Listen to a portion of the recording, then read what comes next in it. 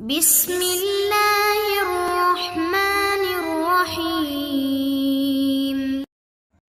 Asyhadu an la ilaha illallah wahdahu la syarika lah wa asyhadu anna Muhammadan abduhu wa rasuluh la nabiyya wa rasul ba'da. Amma ba'd. Bapak-bapak, ibu-ibu, kaum muslimin dan muslimat, jamaah Masjid Syuhada rahimakumullah.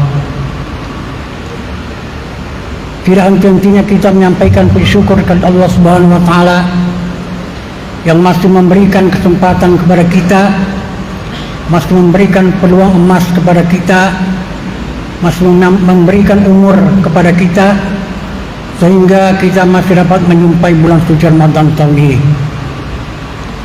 Sehingga kita punya kesempatan untuk menambah amal ibadah, memperbaiki amal ibadah, menyempurnakan amal ibadah kita, terutama untuk bulan Ramadan tahun ini.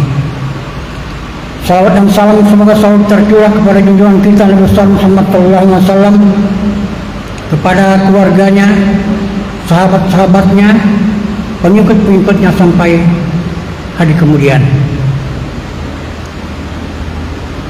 Jamaah rahimahullah, jauh sebelum puasa Ramadan disyariatkan, bangsa Arab Jahiliyah sudah terbiasa melakukan syariat puasa, tapi bukan syariat puasa Ramadan. Orang-orang Jahiliyah melaksanakan puasa pada tanggal 10 Muharram, yaitu pada hari Asyura. Sehingga puasa yang mereka laksanakan itu dinamakan puasa Asyura, yaitu setiap tanggal 10 Ramadan. Banyak peristiwa-peristiwa besar yang dialami para nabi yang terdahulu. Sebagai ilustrasi, misalnya kita ambil contoh diterimanya taubat Nabi Adam itu tepat pada tanggal 10 Muharram. Terlepasnya Nabi Nuh dari taufan dan badai itu tepat pada tanggal 10 Muharram. Keluarnya Nabi Yusuf dari penjara akibat fitnah, selama 7 tahun di penjara tanpa proses hukum, ia pun dikeluarkan tepat pada tanggal 10 Muharram. Bahkan Rasulullah menjelaskan bahwa hujan pertama kali turun dari langit itu tepat pada tanggal 10 Muharram. Selanjutnya Rasulullah menjelaskan bahwa Allah Subhanahu wa taala menciptakan arasy singgasananya yang ada di Lauhul Mahfuz itu tepat pada tanggal 10 Muharram. Dan peristiwa yang paling mendebarkan, yang paling menyedihkan yang terjadi pada tanggal 10 Muharram yang sangat menyedihkan Rasulullah, ya terbunuhnya cucu beliau Husain di padang perang Karbala tepat pada tanggal 10 Muharram tahun 61 Hijrah. Banyak lagi Bapak Ibu peristiwa-peristiwa penting yang terjadi yang menimpa para nabi dan rasul tepat pada tanggal 10 Muharram. Sehingga orang-orang Arab Jahiliyah jauh sebelum Islam, mereka sudah terbiasa melaksanakan puasa hari Asyura, yaitu pada tanggal 10 Muharram. Sampai Rasulullah hijrah ke Madinah, orang-orang Arab, orang-orang Quraisy di Madinah juga melaksanakan puasa Asyura. Sehingga sahabat bertanya, "Wahai Rasulullah, bagaimana dengan puasa Asyura ini?" Kata Rasulullah, "Wa man syaa falyasum wa man syaa tarak." Barang siapa di antara kalian ingin melaksanakan puasa Asyura, silakan. Dan siapa yang tidak mau juga tidak apa-apa. Artinya puasa ini hanya disunatkan. Tapi kata Rasulullah, "Wa ana shaim," tapi saya sendiri berpuasa. Tapi kalau Anda mau berpuasa silakan, mau buka juga tidak apa-apa. Sehingga sampai disyariatkannya ajaran-ajaran Islam ini, kita tetap dianjurkan untuk melaksanakan puasa Asyura pada tanggal 10 Muharram ini. Bapak Ibu rahimakumullah, pada malam ini seperti biasa menjelang tarawih kita mengadakan sedikit tausiah, dan tausiah ini oleh panitia sudah diarahkan temanya, judulnya. Dimaksudkan untuk lebih concern, lebih terpusat di dalam para penceramah menyampaikan tausiahnya. Judul atau tema kita malam ini ialah pembatal puasa dan pembatal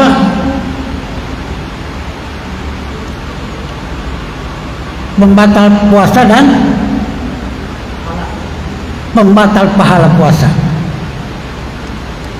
Dua kalimat yang kedengarannya kontradiktif tapi sangat berat berkaitan.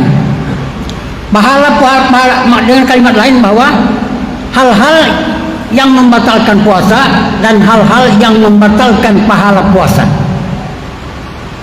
Kalau hal-hal yang membatalkan puasa itu terkait dengan masalah materi, masalah fisik. Tapi kalau hal-hal yang membatalkan pahala puasa itu berkaitan dengan sikap dan perilaku kita sebagai manusia. Artinya banyak orang yang berpuasa dari tahun ke tahun, tapi sikap dan perilakunya tidak berubah, sama dengan seperti bulan-bulan atau tahun-tahun yang lalu. Nah, Bapak Ibu, berbicara masalah pembatal puasa atau hal-hal yang membatalkan puasa, kalau kita merujuk kepada ajaran Quran, cuma 3, tidak lebih daripada 3. Makan, minum, berkumpul dengan istri pada siang hari bulan Ramadan, cuma itu saja. Makan, minum, berkumpul dengan istri pada siang hari bulan Ramadan, ya. Itu hal-hal yang membatalkan puasa. Tapi oleh para ulama kita ditambah beberapa hal supaya kita berhati-hati dalam melaksanakan ibadah puasa, sehingga amal ibadah puasa kita menjadi sempurna. Jadi semua kegiatan-kegiatan, ya, yang tidak melalui kerongkongan kita itu sebenarnya tidak membatalkan puasa.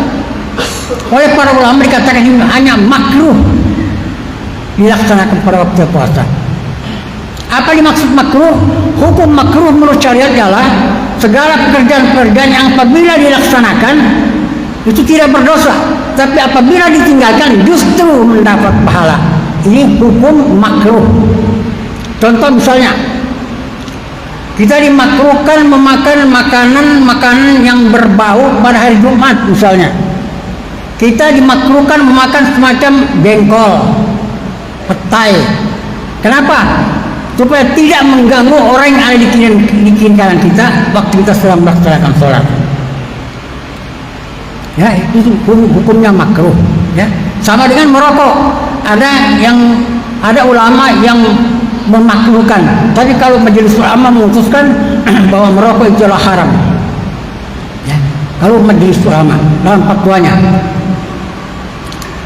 Nah, misalnya selain daripada makan, minum dan berkumpul dengan istri pada siang hari, ya, misalnya Bapak Ibu kita sakit, kita perlu divaksin, injeksi, ya, tapi tidak, injeksi itu kan hanya melalui kulit. Vaksin COVID misalnya yang sekarang dilaksanakan sampai malam hari, dilaksanakan siang hari juga tidak masalah, tidak membatalkan puasa, tidak membatalkan puasa. Jadi puasa kita tetap sah. Termasuk misalnya berkumur-kumur, asal jangan sengaja ditelan, ya. Kalau sengaja ditelan ya jelas membatalkan puasa, ya. Berkumur-kumur waktu mau berwudu, istinsyak, madmadah, memasukkan air ke hidung tapi jangan terlalu dalam, membasuh hidung waktu kita berwudu. Jadi madmadah dan istinsyak, berkumur-kumur dan memasukkan air di hidung itu tidak membatalkan puasa, asal jangan sengaja hirup untuk ke dalam. Nah, kemudian kalau kita berbicara hal-hal yang membatalkan pahala puasa, seperti saya jelaskan tadi Bapak Ibu, bahwa hal-hal yang membatalkan pahala puasa itu ialah berkenaan dengan sikap dan perilaku kita dalam mengendalikan panca indera kita sehari-hari. Ini yang kadang-kadang kita tidak ingat. Oleh karena itu kata Rasulullah, kam min shaimin laisa lahu min siyamihi illa al-ghurrati. Berapa banyak orang yang melaksanakan puasa tapi tidak mendapat apa-apa kecuali lapar dan haus. Kenapa? Panca inderanya tidak dipuasakannya. Kebiasaan-kebiasaannya 11 bulan yang lalu tetap dilaksanakan sehari-hari, sehingga puasanya tidak ada artinya. Oleh karena itu kata Rasulullah, kalau kamu berpuasa puasakan juga penglihatanmu, pendengaranmu, penciumanmu, tanganmu, kakimu dan sebagainya, sehingga puasa kita menjadi puasa yang bernilai di sisi Allah Subhanahu wa taala. Oleh karena itu para ulama membagi 3 puasa ini. Ini katakannya puasa umum. Artinya puasa umum itu ya sekedar tidak makan, tidak minum, tidak kumpul dengan istri siang hari. Artinya semua orang puasanya begitu. Anak kecil juga bisa. Tapi nilainya di sisi Allah Subhanahu wa taala tidak sempurna. Nah, oleh karena itu Bapak Ibu, ada juga dikatakan puasa khusus. Nah, puasa khusus ini di samping tidak makan, tidak minum, tidak berkumpul dengan istri pada siang hari, juga mempuasakan seluruh panca inderanya, pendengarannya, matanya, hidungnya, tangannya, kakinya, semua dipuasakan. Artinya sementara bulan Ramadan ini diremlah sedikit. Kita harus bisa menyeleksi tontonan-tontonan di televisi. Kadang-kadang kita asik menonton, tapi waktu sholat sudah sampai. Padahal yang ditonton itu bisa menghalangkan pahala puasa. Asik-asik kita tidak makan, tidak minum, puasa sehari, tapi tontonan di televisi bisa menghapuskan pahala puasa kita. Nah, kemudian puasa yang dikehendaki dalam Islam itu adalah tingkat yang ketiga yang disebut oleh para ulama kita, puasa khusus. Di samping tidak makan, tidak minum, tidak berkumpul dengan istri pada siang hari, semua panca indera itu dikendalikan. Mulai kaki, tangan, penciuman, pendengaran, mulut dan sebagainya, hatinya pun dikendalikan ke arah yang positif. Artinya puasanya itu lahir dan batin. Ini sebenarnya puasa yang dikehendaki. Ini yang dimaksud oleh salah seorang sarjana Islam mengatakan bahwa puasa seperti inilah yang dimaksud, ya kan? Al-insanu malakun fi suratil. Jadi manusia yang bersifat malaikat, yang menyerupai malaikat. Artinya di samping dia tidak makan, tidak minum, tidak berkumpul, panca inderanya juga selalu dikendalikan, hatinya pun dikendalikan untuk memikirkan hal-hal yang hanya didai Allah Subhanahu wa taala. Nah, Bapak Ibu, itulah jenis atau tingkatan puasa yang dikehendaki dalam agama Islam, sehingga semua ibadah puasa kita mendapat nilai di sisi Allah Subhanahu wa taala. Di samping itu banyak amal-amal yang dapat kita laksanakan pada bulan suci Ramadan ini. Ya. Jadi sampai kita mengawasi diri kita, jangan sampai supaya ibadah puasa kita itu mendapat pahala dari Allah Subhanahu wa taala, ada satu hal yang perlu kita perhatikan. Kita harus memperhatikan betul bagaimana ibadah puasa kita menjadi puasa yang sah. Sebab hanya ibadah puasa yang sah yang bisa diterima oleh Allah, dan hanya puasa yang sah yang dapat mendapatkan pahala dari Allah Subhanahu wa taala. Nah, supaya ibadah puasa kita menjadi sah, pertama kita harus menyempurnakan syarat-syarat dan rukunnya. Apabila semua ibadah itu sudah sempurna syarat dan rukunnya, insya Allah akan diterima oleh Allah Subhanahu wa taala. Salat misalnya, kalau kita mau sah, kita harus menyempurnakan syarat dan rukunnya. Ya? Syaratnya ada sekian, rukunnya ada sekian. Rukun ini Bapak Ibu, apabila salah satu di antara rukun tidak kita laksanakan, salat misalnya, rukunnya ada 13, salah satu di antara rukun itu tidak kita laksanakan, maka salat kita menjadi tidak sah atau batal. Rukun wudu, salah satu di antara rukun wudu tidak laksanakan, wudu kita batal, tidak sah. Rukun Islam, rukun iman dan sebagainya, terusnya. Apabila salah satu rukun tidak dilaksanakan, maka semua ibadah yang kita laksanakan itu menjadi sia-sia atau menjadi batal. Jadi supaya puasa kita menjadi sah, harus disempurnakan syarat dan rukunnya. Apa syaratnya? Pertama, syarat puasa ini Islam. Kenapa maka disyaratkan Islam? Karena puasa ini adalah merupakan ibadah kepada Allah Subhanahu wa taala. Tidak sah puasa orang-orang yang bukan Islam. Kenapa? Sebab sekarang ini Bapak Ibu, kalau kita ikuti perkembangan dunia yang sangat dinamis di negara-negara barat sekarang ini, menurut pakar kesehatan, ada beberapa penyakit dalam tubuh manusia yang hanya bisa disembuhkan dengan puasa. Oleh karena itu orang-orang barat berlomba-lomba berpuasa sekedar untuk menyembuhkan penyakit-penyakit yang dideritanya. Siapa yang tidak kenal dengan Muhammad Ali, petinju muslim legendaris? Karena dia bertinju sekian puluh tahun, kepalanya kena pukulan terus, akhirnya dia kena penyakit Parkinson. Kita lihat dia tidak tidak sempurna dalam berjalan, memegang sebagainya. Itu akibat saraf yang simpul-simpul saraf yang di kepalanya itu menjadi lemah dan hancur akibat pukulan sekian puluh tahun. 12 dokter pribadinya, 10 diantaranya beragama Islam menyarankan bahwa penyakit Parkinson itu hanya bisa sembuh apabila melaksanakan puasa secara rutin.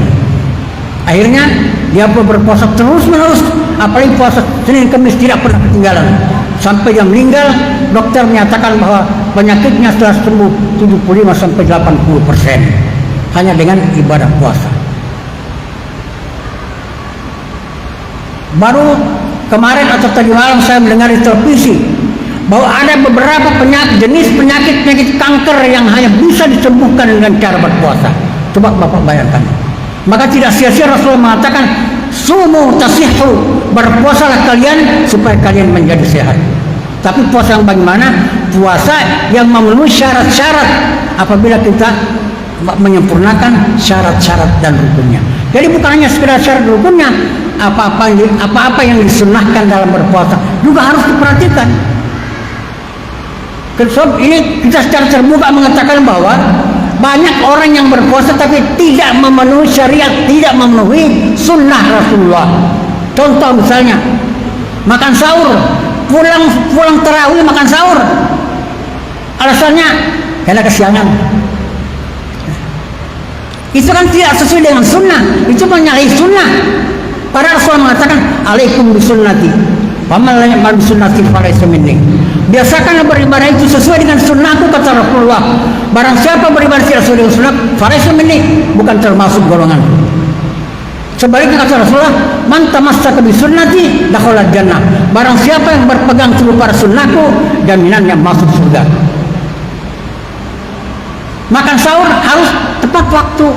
Kenapa kita disuruh mentakhirkan makan sahur? Supaya di samping pada siang harinya tidak terlalu lapar karena tidak terlalu jauh jaraknya, juga insya Allah subuh kita akan bisa laksanakan tepat waktu.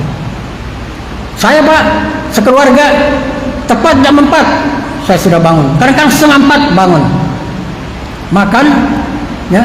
Terus kebiasaan saya itu sekeluarga, saya mandi.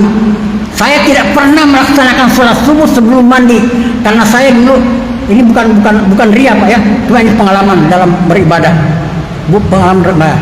Ya, kalau kita bulan Ramadan ini kan kesempatan kita untuk melaksanakan amal ibadah sebaik-baiknya, sesempurna-sempurnanya, sebanyak-banyaknya. Bangun, makan sahur, tahajud, baru melaksanakan sholat subuh. Para pakar kesehatan menyatakan ada 5 macam penyakit yang bisa disembuhkan lewat tahajud.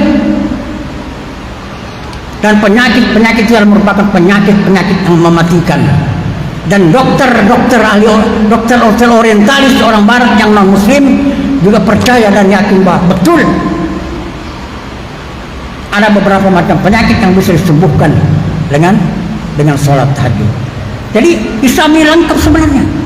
Makanya ada ayat mengatakan al-yawma akmaltu lakum dinakum wa atmamtu alaikum ni'mati wa raditu lakumul Islam dinan.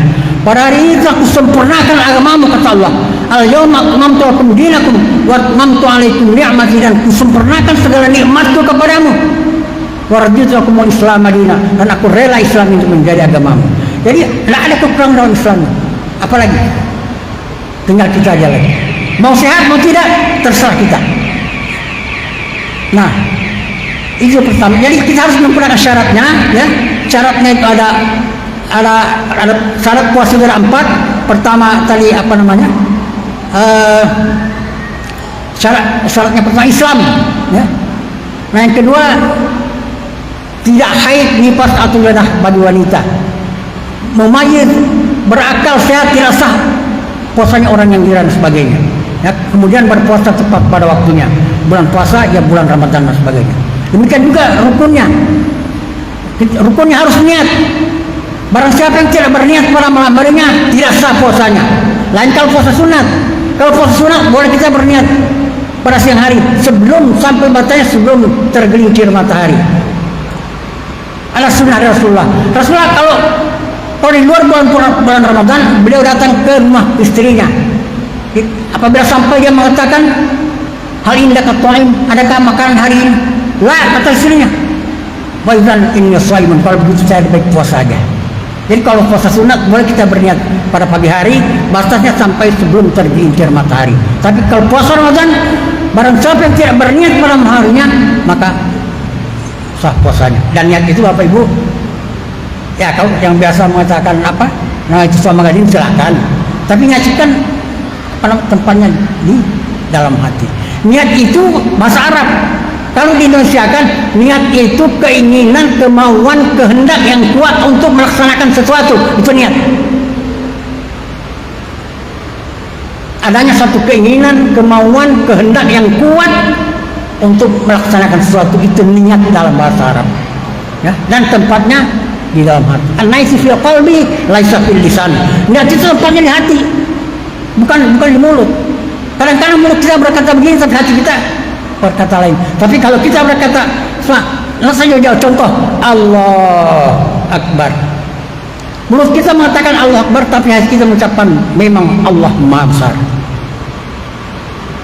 Baru, nah itu salah satu Bapak Ibu cara kita untuk lebih menyempurnakan ibadah. Seperti khusyuk misalnya. Khusyuk itu kan bisa dicapai dengan sempurna, dengan baik apabila kita mengerti apa yang kita ucapkan sejak takbiratul ihram sampai salam. Jamin bisa khusyuk. Ada salah seorang tetangga saya, ini pengalaman. Beliau itu sudah orang tua dan beliau cerita sama saya Pak Sarip kalau sholat mungkin karena faktor usia, ya, saya kadang-kadang nggak ingat sholat isya ini sudah 3 ke 4 kah, asar ini 3 ke 4 kah. Jadi saya ambil koin itu kata beliau saya geser di depan di sebelah kanan saya. Jadi kalau sudah sholat 1 rakaat mau bangkit, saya ketek 1, kan tinggal 3, nah berarti 3 rakaat lagi. Kalau sudah selesai saya ketek lagi, berarti tinggal 2. Jadi saya bilang jangan-jangan kan ketek 2, ya kan? Jadi mesti 3 rakaat jadi 2. Nah, itu benar, lain kisah, tapi betul. Tetangga saya pernah berkata. Tapi kalau kita memahami apa yang kita ucapkan sejak kita takbiratul ihram sampai salam, insya Allah dijamin sholat itu tidak akan lupa, ya. Karena itu jaminan dari Allah Subhanahu Wa Taala. Bapak Ibu rahimakumullah. Jadi kalau kita mau ibadah kita mendapat ibadah puasa kita mendapat pahala, langkah pertama yang kita lakukan ialah menyempurnakan syarat dan rukunnya. Menyempurnakan syarat puasa dan rukun puasa.